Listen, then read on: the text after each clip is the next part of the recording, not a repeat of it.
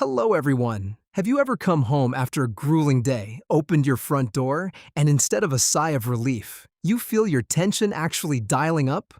It's that visceral feeling where the walls are literally shrinking and your own belongings are aggressively pressing in on you. I'm Murph, and I am currently in a toxic relationship with my own living room. And I'm Jessica. Welcome to our new season, More Than Walls. Today, we are dissecting exactly why our psyche reacts so sharply to tight spaces and how your interior design is secretly pulling the strings on your mood. Spoiler alert, your coffee table might be plotting against you. You know, Jess, I always compare living in a studio apartment packed with furniture to riding in a crowded elevator. You just can't ever fully relax because your personal space is constantly being invaded.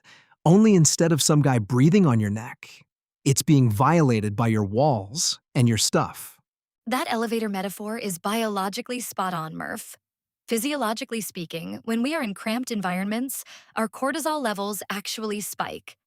Evolutionarily, our brain reads restricted movement and a lack of escape routes as a literal threat to our survival. There's this fascinating research by environmental psychologist Dr. Colin Ellard, who uses virtual reality to measure physiological responses to architecture. Basically, deep down, we are all just dramatic savanna animals trapped in expensive shoeboxes. This brings us to a brilliant field called neuroaesthetics.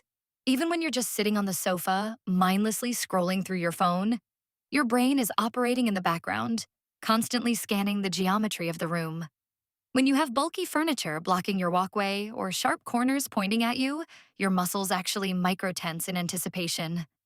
Oh, that makes so much sense. It's exactly like the low ceiling effect. I was looking at a basement apartment last week, and I swear I spent the whole time unconsciously slouching and shrinking into myself.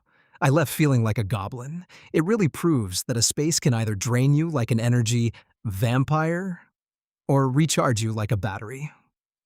So, what's the architectural first aid for our inner goblins? Step 1.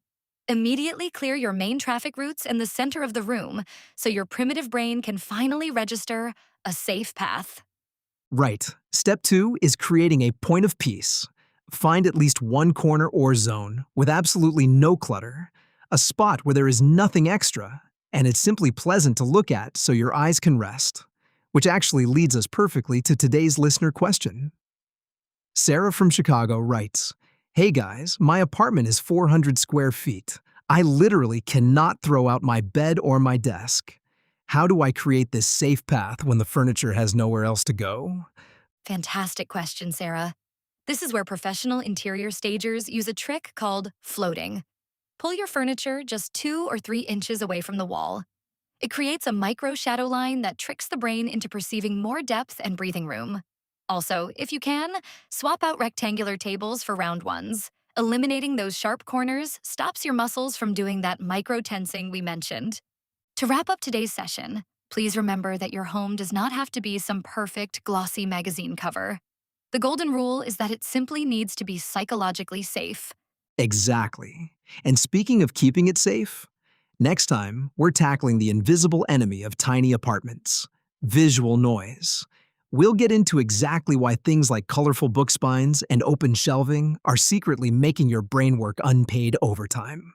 So, before you go and start pushing all your furniture exactly 2 inches away from the walls, please don't forget to hit that subscribe button wherever you're listening to us. Leaving a rating or review is the absolute best way to support the show, and it guarantees you won't miss our upcoming battle against visual clutter. See you next time!